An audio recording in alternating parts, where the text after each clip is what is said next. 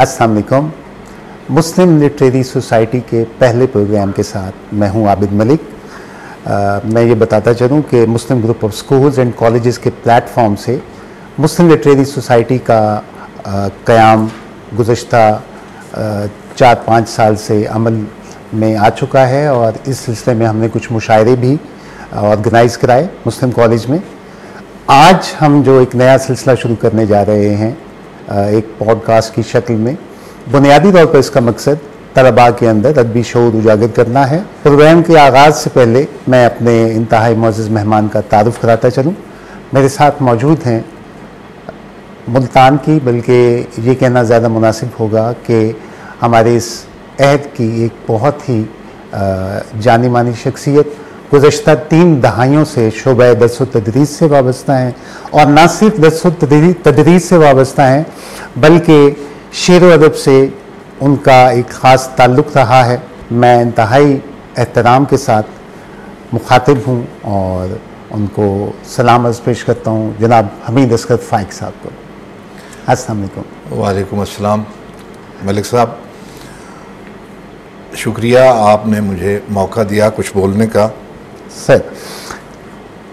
Sir मैं इसमें programme के आगाज़ में कुछ सवालात हैं। बुनियादी तौर पर प्रोग्राम का मकसद ये है कि शायरी या अदब जो है उसमें तलबा का किरदार क्या है, दूसरा एक अच्छा अदबी ज़ौक़ जो है वो शायरी का या अदब की जो बाकी असनाफ़ हैं वो किस हद तक मुआविन साबित होता है एक तालिब इल्म की ज़ाती ज़िंदगी में भी और उसकी तालीमी ज़िंदगी में भी। जैसे हम फराज का एक बहुत मशहूर शेर सुनते आते हैं उनकी मशहूर शुरा अल्फाज गज़ल से कि सुना है उसको भी है शेर व शायरी से शगफ़, सो हम भी मोज़े अपने हुनर के देखते हैं। तो ये जो मोज़े हैं इसमें किस हद तक यानी तलबा का जो किरदार है कि अगर उनको शायरी से कुछ दिलचस्पी है तो वो किस हद तक उनको मददगार साबित होती है उनकी तालीमी ज़िंदगी में भी और ज़ाती ज़िंदगी में। सर, सबसे पहले तो हमें ये देखना है कि मुताले कुतुब तालिब इल्म के लिए कितना मुफीद साबित हो सकता है और उनकी अमली ज़िंदगी में इसकी क्या अहमियत है। मैं आगाज़ करूँगा अपनी बात का एक चीनी कहावत से कि जिसमें कहा गया है कि जब आदमी 10 किताबें पढ़ता है तो वो 10,000 मील का सफ़र कर लेता है। वाह। और काफ़का का एक बड़ा खूबसूरत कौल जिसमें वो फरमाते हैं कि एक कमरा बग़ैर किताब के ऐसा ही है जैसे एक जिस्म बग़ैर रूह के। हाय हाय। अब किताब की अहमियत का अंदाज़ा आप इस बात से लगा सकते हैं कि एक मुफक्किर का फरमाना है कि जब मैं इबादत करता हूँ तो मैं खुदा से बातें करता हूँ, लेकिन जब मैं कोई किताब पढ़ता हूँ तो खुदा मुझसे बातें करता है। सुभान अल्लाह। मैं यहाँ पर एक अलमिया की तरफ भी इशारा करता जाऊँ, बाकी बातें बाद में करते हैं। अलमिया ये है कि एक सर्वे के मुताबिक हमारे पाकिस्तान में फ़ी कस सिर्फ 6 पैसे सालाना किताब पर खर्च होते हैं और वो बड़ी मशहूर और मारूफ सी बात है कि पाकिस्तान एक ऐसा मुल्क है कि जिसमें जूते जो हैं वो शोकेस में और किताबें फुटपाथ पे नज़र आती हैं। ये इल्मी नाकदरी हमारे यहाँ एक मजमूई जहालत की सूरत में भी सामने आ रही है, जिसका खमियाजा हम मुख्तलिफ क्राइम्स की सूरत में या सोसाइटी में ख़राबियों की सूरत में देख रहे हैं। सबसे पहले हम एक तालिब इल्म जब वो स्कूल में जाता है फिर कॉलेज का हिस्सा बनता है तो उसे मुताला कब से आगाज़ करना चाहिए, कब से मुताला शुरू करना चाहिए। तो हमें देखना ये होता है कि बाज़ बच्चे ज़हीन होते हैं और बाज़ बच्चे कम ज़हीन होते हैं। जो बच्चे ज़हीन हैं उनके पास खुदा की तरफ से सलाहियत का एक चिराग मुयस्सर है। और जो कम ज़हीन बच्चे हैं उनके पास भी ऐसा ही एक सलाहियत का चिराग है, मगर उसमें थोड़ा सा तेल कम है। अब हम मुताले को तेल के मुशाबे करार दें तो जो कम ज़हीन बच्चा है वो अगर अपनी सलाहियत के चिराग में मुताले का तेल डालता रहे और उसके मुकाबले में एक ज़हीन बच्चा जो अपनी सलाहियत के चिराग में ना तेल डाले तो रिज़ल्ट उसका बिल्कुल अपोजिट हो जाता है। जो कम ज़हीन बच्चा है उससे आगे निकल जाएगा मुताले की बरकत से, और जो ज़्यादा ज़हीन बच्चा है वो ये सलाहियत हासिल ना करके, ये तेल अपने चिराग में ना डाल के वो जाहिल से जाहिल तर होता चला जाएगा। बिल्कुल इसकी दूसरी मिसाल अगर हम लेना चाहें तो वो ये है कि जैसे हम शोरूम पे जाते हैं गाड़ी ख़रीदने की गरज से और ख़ूबसूरत गाड़ी पसंद करते हैं, तो शोरूम वाले हमें 1 या 2 लीटर गाड़ी में डाल देते हैं पेट्रोल का, ताकि हम घर तक या पेट्रोल पंप तक पहुंच सकें। सही। मगर हम उस 1 या 2 लीटर से सारी ज़िंदगी उस गाड़ी को नहीं चला सकते। बिल्कुल सही। हमें फिर से उस ऑयल की ज़रूरत है, उस तेल की ज़रूरत है, फिर कहीं चलकर गाड़ी चलती है। अब इन 2 मिसालों से आप ये नतीजा अख्ज़ कर सकते हैं कि अगर मुताला कुतुब तालिब इल्म के पास ना हो और वो इससे गुरेज़ करे किताबें पढ़ने से, तो नतीजा जो है वो जहालत की सूरत में बरामद हो सकता है। ये तो पहली बात होगी मुताले की अहमियत के। सही।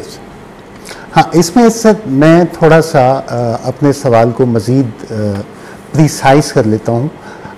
बुनियादी तौर पर हम ये जानना चाह रहे थे कि तलबा शेरी ज़ौक़ को, या जिसमें आपने मज़ीद उसको बहुत वजाहत के साथ कुतुब बीनी का या मुताले का एक अहमियत को भी उजागर किया, और साथ में ये भी बताया, हमें आदाद व शुमार भी बताए कि पाकिस्तान के अंदर कितनी कम तादाद में किताबों पर पैसे सर्फ किए जाते हैं। और ये बात बिल्कुल दुरुस्त है। सऊद उस्मानी का एक बड़ा खूबसूरत शेर है कि लफ्ज़ों की ये महक, ये नशा टूटने को है, ये आखिरी सदी है किताबों से इश्क की। सुभान अल्लाह।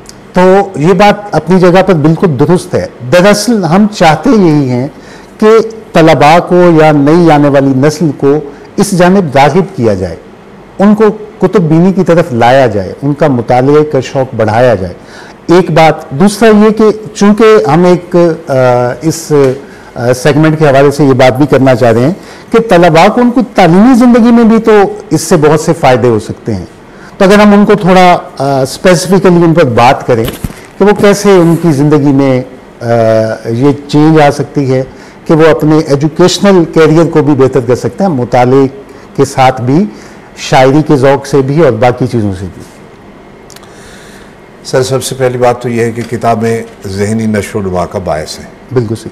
इससे जहन तेज़ होता है और जो तफक्कुर की सलाहियत है वो बढ़ती है, सोचने की सलाहियत बढ़ती है जी। और अदबियात के ज़रिए से हम मुख्तलिफ़ तहज़ीबों का मुताला कर सकते हैं, मुख्तलिफ़ सकाफ़तों का मुताला कर सकते हैं, और इससे सबसे बड़ी बात यह कि लिसानी ज़ख़ीरा बढ़ता है। एक तालिब इल्म ने जब पेपर हल करना है, ख़ास तौर पर लिटरेचर पढ़ने वाले बच्चे, क्योंकि उर्दू जो है ये इंटरमीडिएट तक लाजमी है, और जब पर्चा जो है हल करने के लिए बच्चा बैठता है तो उसके पास अपनी तरफ से बयान करने के लिए अल्फाज नहीं है, तो अल्फाज कहाँ से आएंगे? अल्फाज सीखने के लिए उसे मुताले की तरफ राग़िब होना पड़ेगा। बिल्कुल सही। अब डिक्शनरी तो वो पढ़ नहीं सकता, उसकी दिलचस्पी के लिए किस्से हैं, कहानियाँ हैं, अफसाने हैं, नावल है, शायरी है। और शायरी एक ऐसी बला है कि जो सबसे ज़्यादा दिल में उतरती है। वाह। तो मैं ये समझता हूँ कि तालिब इल्मों को शायरी का ज़ौक़ असातिज़ा की तरफ से भी मिलना चाहिए और अपने तौर पर भी उन्हें सोचना चाहिए। बच्चे हमें शेर लिख कर दिखाते हैं, बेवज़न होते हैं, उन्हें रदीफ़ व काफ़िये का इल्म नहीं होता। जब उनसे पूछा जाता है कि बेटा आपने किस शायर को पढ़ा है, तो उनके पास कोई जवाब नहीं होता।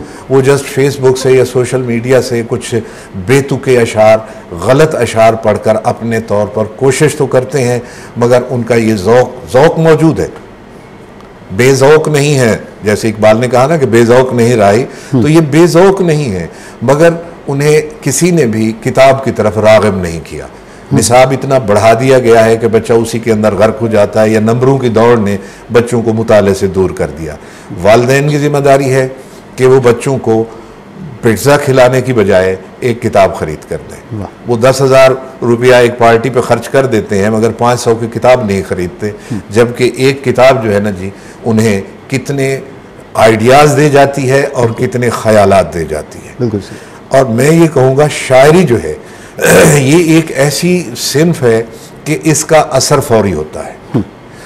और अगर बच्चा शायरी की किताबें पढ़े, एक तो ये कि उसे हर शेर में एक नया ख्याल मिलेगा, और दूसरा ये कि अल्फाज उसके पास बेतहाशा आएंगे, और फिर वो अपनी बात को बयान करने के लिए, अपनी गुफ्तगू को रंगीन करने के लिए अपने इसी इल्म से इस्तेफादा कर सकता है। वाह, बहुत तफसील के साथ सर आपने ये सारा कुछ बताया, और इससे बिल्कुल ये बात समझ में आ रही है कि तलबा अगर किताब का मुतालिया करें और शायरी का ज़ौक़ अपने अंदर पैदा करें तो उनको अपने तालीमी मामलात के अंदर भी इससे काफ़ी मदद मिल सकती है। सर ये बताइएगा कि मुताले के अलावा एक और एक्टिविटी जो अक्सर कॉलेजेस में हमारे यहाँ भी होती है और तबातुर से होती है, जिसको हम बज़्म अदब के नाम से बच्चों का एक उर्दू का ख़ास तौर पर जो एक लेक्चर हम मुनक्किद करवाते हैं। आप क्या समझते हैं कि बज़्म अदब किस हद तक मुआविन साबित हो रही है बच्चों की ज़हनी नशो-नुमा में, उनकी आबियारी के लिए, या उनकी और मामलात जिनमें उनकी तरबियत की ज़रूरत है, वहाँ पर बज़्म अदब का क्या किरदार है? या इसमें अगर कुछ आप राय देना चाहें कि इस महफ़िल को या इस एक लेक्चर को मज़ीद बेहतर कैसे किया जाए कि तलबा की इसमें इंटरेस्ट भी बढ़ जाए और उनको कहीं ना कहीं अपने मामलात में फ़ायदा भी हो।